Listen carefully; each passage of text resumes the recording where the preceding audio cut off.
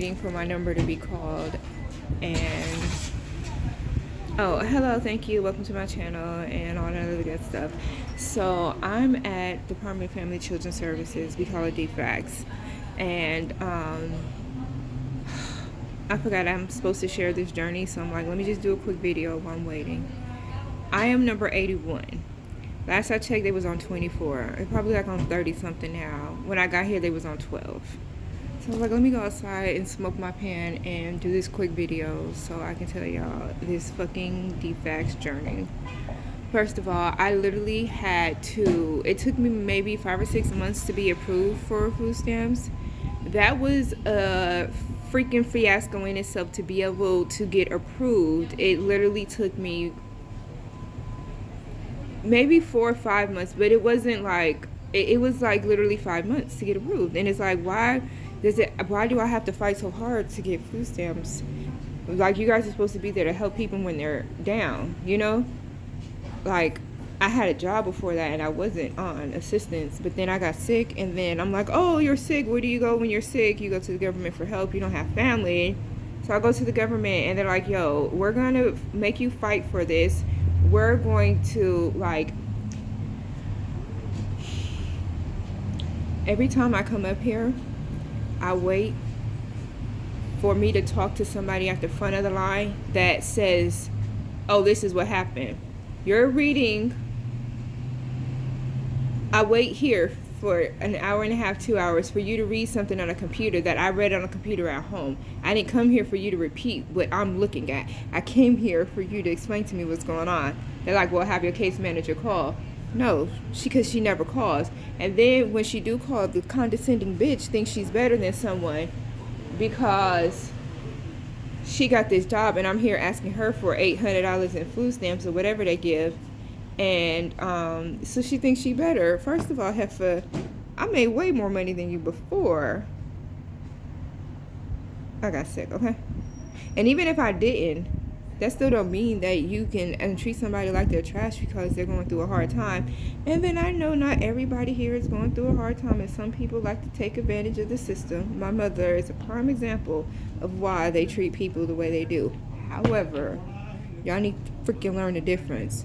Because I am a hard-working woman who goes to work and go to school, and I'm doing everything right, but then I got sick, and then now I'm here, and y'all trying to treat me like I'm some type of hoochie who don't know who my baby daddy is, type of whatever. It's like, come on now. I even have a baby daddy, but I digress. I keep coming up here, and I can't get anyone to talk to me. They do not communicate. I don't know who fucking runs it. It's ran by, like, all the lame people in high school who lame, and they's like, oh, we gonna get a job in the government. Like, that's what it's just giving. Like, all the lame ass people in 05 work here, type of shit. But I literally fought with these people at DFCS for 4 or 5 months. So I wrote a letter telling them that I am sick, and that I lost my job and I'm sick, and that I went to DFCS, and that I'm not getting the help that I need, and I'm not getting help from the supervisors. The manager is not calling back, the caseworker is not calling me back, and I sent that email to my caseworker, who I've emailed plenty of times before and she didn't respond. Her supervisor, who they said that they emailed at DFCS plenty of times and they didn't respond. And I emailed it to the DFCS help number, and I emailed the commissioner of the county and the Secretary of State. And I copied and CC'd everybody on that email. And I said, this is what I'm going through. This is what's happening, and I need it to stop happening. I've been fighting with DFCS for 4 or 5 months, trying to figure out how me, as a newly sick person who lost her job, can get food stamps to provide for my kids. Oh, and medical care. We're going to talk about that a little later. 4 or 5 months. I send this email, very professional, condescending. I'm a condescending professional asshole. I send this letter And in 30 minutes, I'm getting a phone call from the case manager. We're wrapping up your case. And first of all, it was her supervisor saying, I got your email and I'm so sorry. I've never heard about this before. Okay, so you never heard about this before. Bullshit is, but let's just say you did it. You mean all the times that I've been going up there to DFCS and they've been emailing you, they never emailed you? Why the...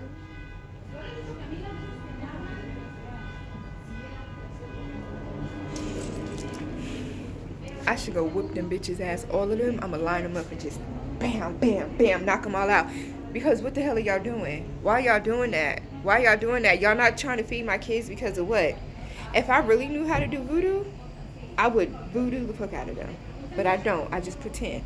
Anyway, so she's like, oh, I didn't get your information, but please bear with us. I'm going to have your caseworker call within the next 24 to 48 hours. I'm like, okay. And I really didn't say anything. I'm just like, okay. And then 30 minutes later, the caseworker called. She was just like, I was just looking at your file. No, bitch, you was not just looking at your file. Your manager called you on your personal cell phone, and she said, go look at her case before this girl get us all fired. This girl is not stupid. She know how to contact the commissioner. Get on this before we look bad. Do you know that I did everything that them people asked? And then, first... they had all my information. They just have to push the button. They was like, oh, well, we didn't have your correct address. I told you I was homeless. I don't have an address. Oh, okay. See, that's what the problem was, because they was sending your mail here. I don't want to hear that. I don't want to hear that. I've been fighting with this for 4 or 5 months. Y'all couldn't figure it out 4 or 5 months ago. But now that I got the commissioner involved, y'all want to try to act like y'all want to do some work? Bitch, please. So anyways, just made direct eye contact with me. I am kind of loud, but I'm in the corner. I'm in the smoking section. So anyways, let me go check on my number. It took me 4 or 5 months to get it, and I'm like, yo, this is exactly why I want to be a politician, because I have to be able to figure out who is in charge of DFCS so I can kick their ass or fire them and do the shit myself and then have somebody else run it, because this is some bullshit, bitch. There is no reason why a hard-working American, my ancestors built this land and the fucking colonizers stole it from the rest of my ancestors. So this land belonged to me before the colonizers brought my other ancestors here to build it, okay? So why am I fighting this hard to get a couple dollars of food stamps and some medical insurance? And then after I check my number, I'm gonna tell y'all about the horrible fucking medical services that they give you when you have state insurance. I paused for literally like 5 seconds and I went in there to see what number they're on. They was on A32. In the beginning of this video, I thought they was on 32. Like, I thought this video was gonna be like maybe a quick 10-15 minute video, but I have enough time to do an hour and a half hair tutorial, makeup, and maybe I can cook. No, I can't cook because I don't have food stamps. Right now I have to come back up here because I didn't renew it, and I'm blaming myself because I should have been up here on a shit, considering I know how it is. But they said they mailed me the paperwork. But where you mail it to? Because I don't have an address. So they mailed themselves the paperwork and said I didn't come up here and check it. Y'all didn't tell me that I needed to come up here. Didn't nobody call me and say, hey, you got mail, you need to come get this. How am I supposed to know? But that's my fault because I know that this is a jacked up system, so I should stay on top of them. I shouldn't expect them to do their job. I know they're not going to do their job, so I have to take responsibility for my actions. However, my goal was to not need it to renew, so I was working on not renewing it, and then when I realized it wasn't there, I was like, fuck. So now I have to come up here to renew it and work even harder to not have to renew it again, because I'd rather work 3 jobs, babysit, do hair, sell drugs, all in the same house, that was from a movie, than to come up here. I would rather work my ass off waitressing, going to school, picking up cans and recycling than to be on the food stamps and public assistance. Like, The only thing that I wouldn't be a stripper, like, in real life. But it's just like, getting on food stamps and stripping is the worst thing that I can do. And if I didn't have kids, I would just strip. But I have kids, so I'm like, okay, let me just, get food stamps and keep going to school and keep working hard so that you don't have to do this again. But I digress. So I get medical insurance, and medical insurance is just there for decorations. I had a severe toothache, and when I tell you that toothache made me want to bang my motherfucking head against a concrete wall, y'all know I'm not over exaggerating. You had a toothache before, you know it feels like.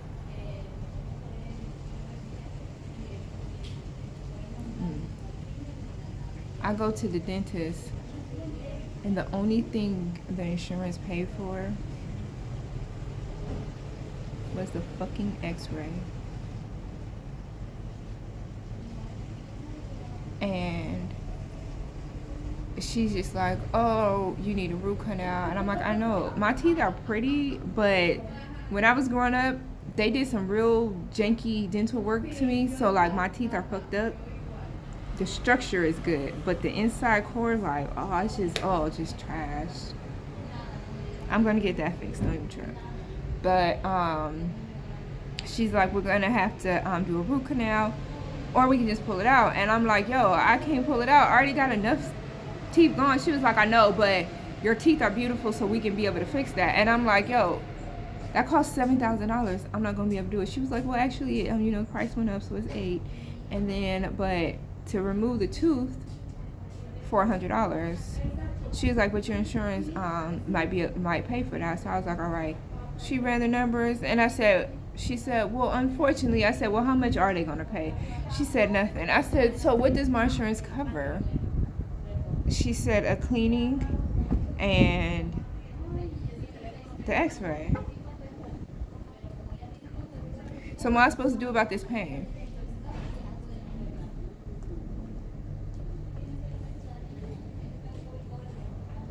I'll schedule an appointment from 2 days from now, and we can just remove it.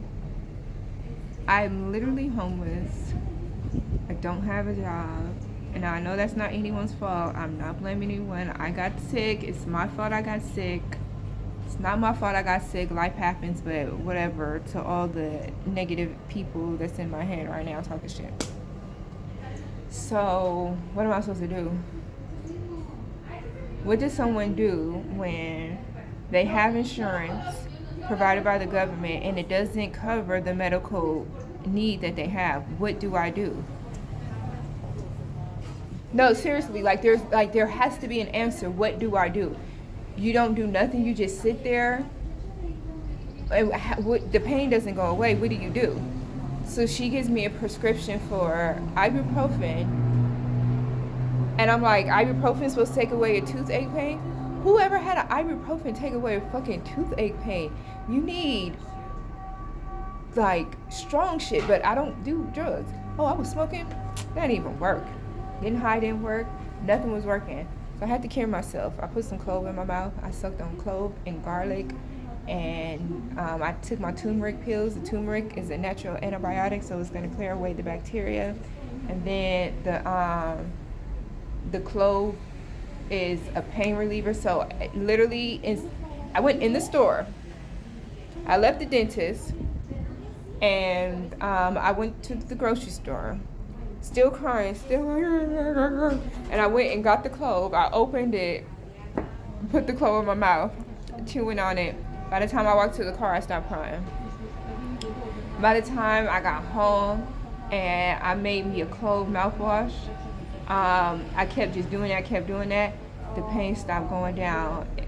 By the next day, I was feeling better-ish. I felt like the day after severe pain. By day 2, 3, I don't remember it being a day 3, but by the second day I was good. I'm still got the same problem. The tooth did not be removed, but I put clove on it every once in a while, and I'll take my turmeric, make sure I keep my, take the toxins out, and as soon as I can, I'm gonna get it fixed. But The insurance that the government provided for me was there for decorations, just to say they gave it to me. The children don't have any problem with it, but for adults, it's just like, oh no, we don't really give a care about you. We just act like it, but we don't. So it made me feel bad because I'm not really homeless. I'm houseless, and I'm transitioning. So it's like, it's bad, but it's not as bad as other people. So I can only imagine for those other people who don't have the knowledge to go get clothes, or who don't know how to fight for themselves and how to write a letter and email the commissioner. Like, what about those people who don't know how to do it, who don't have the mind frame, or who in so much pain they just can't? It's a cute little baby. But yeah, so I was like, yeah, I'm just gonna have to just clearly get into politics. And the reason why I'm sharing this story too is because God wanted me to. Because I'm like, God, why would you have me go through all of this when I just want to work? Why don't you just give me a job? I don't want to go apply for food stamps. I want a job. And that's like my thing. It's not like I have ego or pride, but I don't, like, I want to work, you know? I don't want to be on food stamps. I want to be able to say, like, man, these damn kids, I just spent $800 in groceries, and it was like $800 cash. Like, I've done that before. It wasn't 800. Their budget was a lot less than that. But, you know, sake of conversation.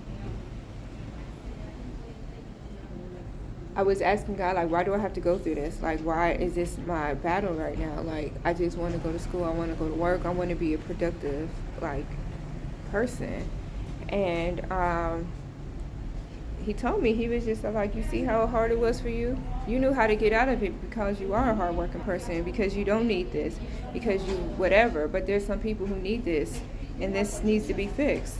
So it's just like, okay, so that's my testimony. I was on food stamps, welfare, government assistance, whatever. I never got government cheese though. But so now this is my story. So now I have to do what I have to do to keep battling this until it's over. And then when it's over, it's going to be over. And I'll be able to help other people who's in this situation.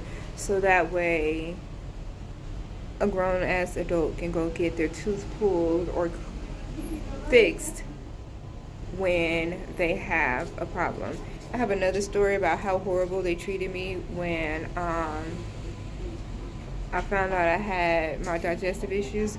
That's another video for another day. I'm pretty sure they're on number 35, but I don't feel like talking anymore. So follow God in your journey. Sometimes it looks horrid, it looks bad, it feels bad, but God always has a purpose. So when something that you feel is negative happens to you, ask God, what's going on? It's okay to question God.